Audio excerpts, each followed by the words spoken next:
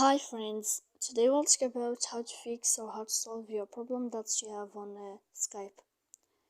To know how to find the solution about Skype app, you should just go to settings.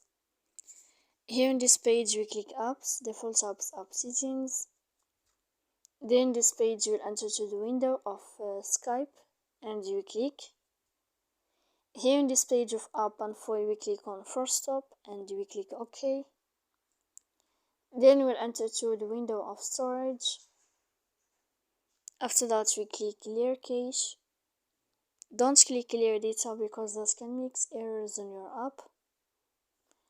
And in the end of all these steps, then you can turn off your phone. So please don't forget to support us by like and subscribe.